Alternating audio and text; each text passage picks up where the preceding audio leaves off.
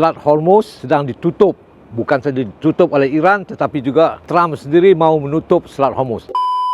Saudara-saudari dan kawan-kawan, malam ini saya nak membawa cerita daripada Brickfield.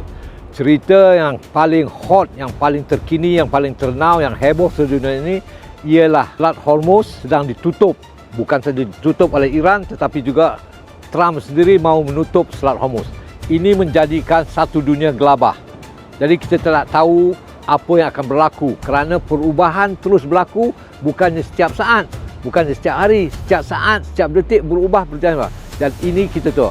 Dan sekali lagi Trump juga telah mengeluarkan ancaman, telah memberi amaran yang saya anggap macam itulah.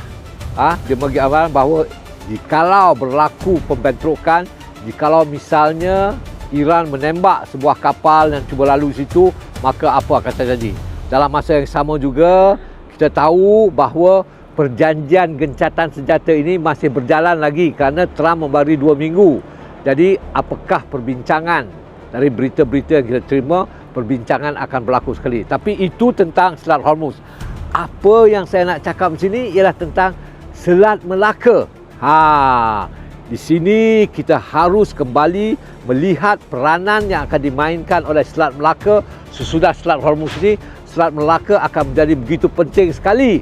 Kerana apa? Ketika saya bercakap ini, pemimpin parti pembangkang, pemimpin parti dari Taiwan telah berada di Tiongkok, di Peking berbincang dengan Xi Jinping. Ini. Kerana itu, kita tahu bagaimana pertembungan antara Amerika dan China, tanah besar China. Dan bagaimana Amerika terus menyokong Taiwan dan bagaimana ada gerakan-gerakan untuk menjadikan Taiwan itu merdeka. Jadi ini kita tahu. Dan apabila China, Taiwan dan Amerika ini, maka dengan sendirinya, maka dengan sendirinya Selat Melaka menjadi begitu penting. Pada hemat saya, kita haruslah mengadakan perhubungan yang intim sekali antara tanah Melayu dengan Sumatera. Antara tanah Melayu dengan Sumatera. Kenapa saya berkata beginian?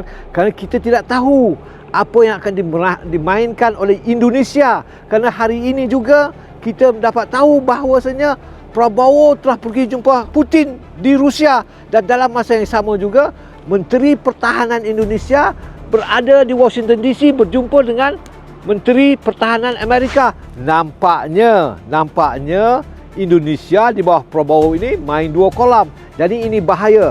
Justru kita harus tim rapat antara tanah Melayu dengan Sumatera, antara tanah Melayu dengan Aceh, antara tanah Melayu dengan Majapahit, dengan Minangkabau. Ini tradisi lama kita balik-balik.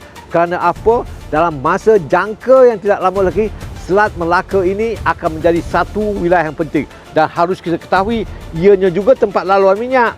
Hari ini kita tidak. Kalau misalnya Iran dan Oman dapat menggunakan tol, kita juga boleh menggunakan tol untuk melalui Selat Melaka. Kenapa?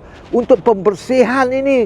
Lihatlah bagaimana Port Dickson, tempat lain tu. Jadi kotor minyak selalu lalu. Jadi kita harus also menggunakan tol. Ini pandangan saya. Jadi inilah sekarang yang berlaku ini. Jadi kita lihat apa akan terjadi kepada Selat Melaka tidak lama lagi. Terima kasih.